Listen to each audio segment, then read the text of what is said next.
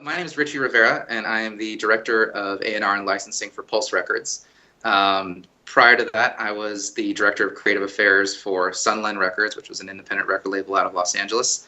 Prior to that, I was with Cherry Lane Music Publishing in the LA office. And then prior to that, I was with Atlantic Records, first in publicity and then in college marketing. And along the way, I've done everything from radio promotion to tour management to band management, as well as being a musician and songwriter in my own right.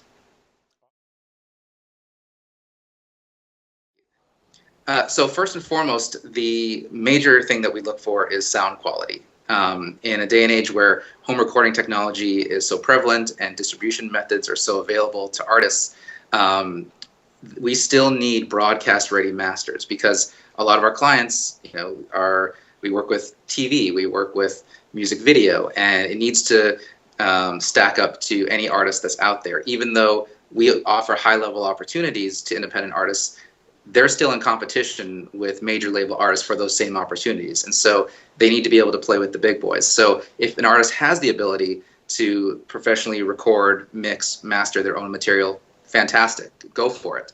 But if you don't, then you need to hire somebody who does, because first, you're not going to make it into the conversation unless your music stacks up sonically to other artists that are out there.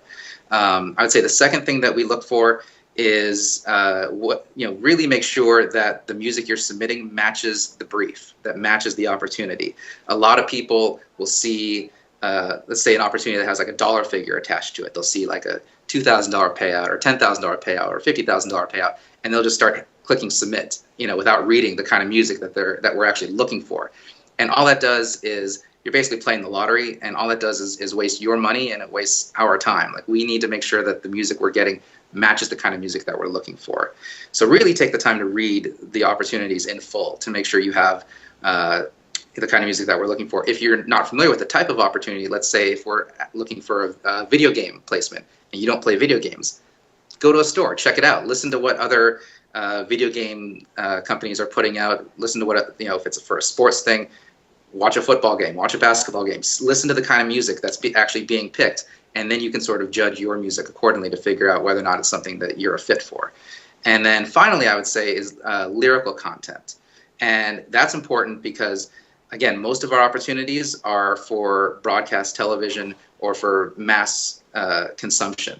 And so make sure that lyrically what you're talking about supports the brief. If you have a high energy rock track, let's say, and you're submitting for, I don't know, NASCAR or something like that, where stylistically it's a fit, but lyrically you're talking about, it's a relationship song, or how you're brokenhearted, or how nobody loves you, or whatever the case may be, that's fine on an artistic level, but that doesn't work with what our clients look for. For a lot of the sports briefs, some of the lyrical themes that they really resonates with them are things like, being the best and victory and overcoming adversity. Those kind of songs are really, that's what will put you over the top. So make sure that lyrically what you have supports the kind of brief that we're looking for.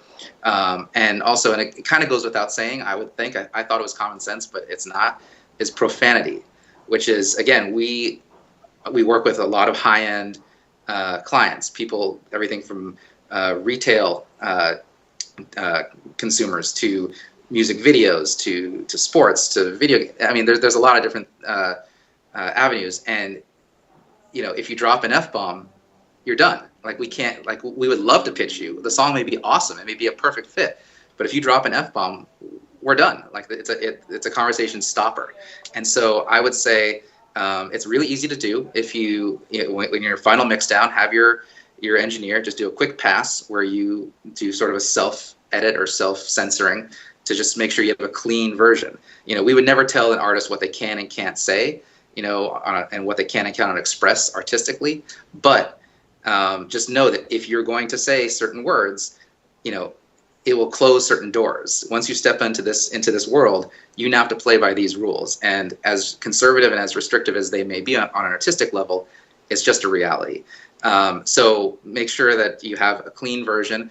And also, and even if there aren't any, say, quote unquote, bad words, in terms of subject matter, just be cognizant of who your audience is. Be cognizant of who's watching your music in these shows. Like, if you're for sports placement, a dance club type environment doesn't exactly, a dance club type song doesn't exactly work for a sports placement. You know, we can't talk about what goes on in a dance club, even though it may stylistically fit, because again, there are children watching these things. And so it's just something to be mindful of. So make sure that your lyrical content is appropriate for the audience that our clients are trying to reach. So there are basically two rounds of selection process. The first round is sort of an inter-office round where your music gets listened to, usually by me, or one of my staffers, but you know, nothing gets by my desk without me listening to it first.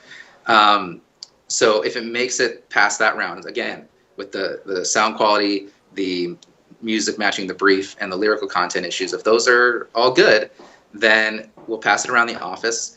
We'll select the best of the best, and that's what will get forwarded to our client, who ultimately has the final decision-making power.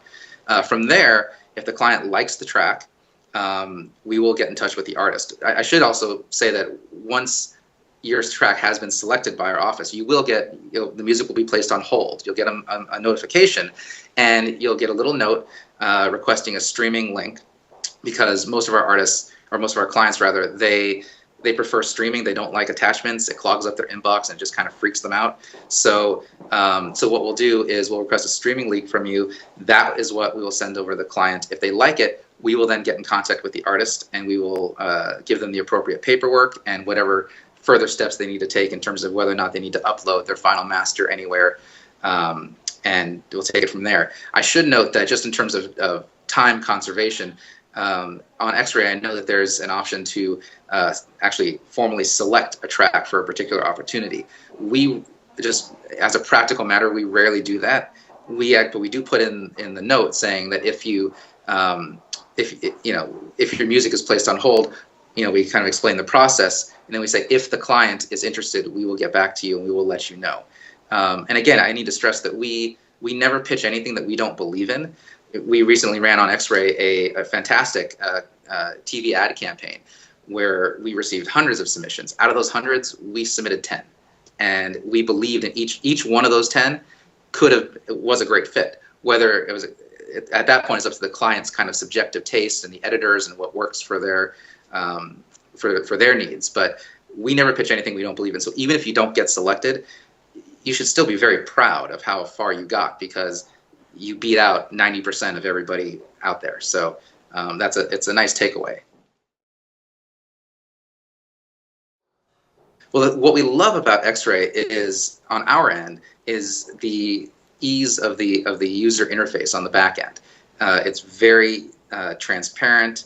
It's very clear. We love the ability to sort, to find out, because we run multiple opportunities, and so the ability to be able to select an opportunity and then see where we left off with a particular artist or track is very, very appealing. It lets us know exactly what has been listened to, what hasn't been listened to. If there's an open conversation with an artist, we're able to pick up right where we left off without having to remind ourselves, oh, who was that guy again? And they submitted 5 tracks. Which one are we looking at? Like, it's very easy. The accounting is very transparent.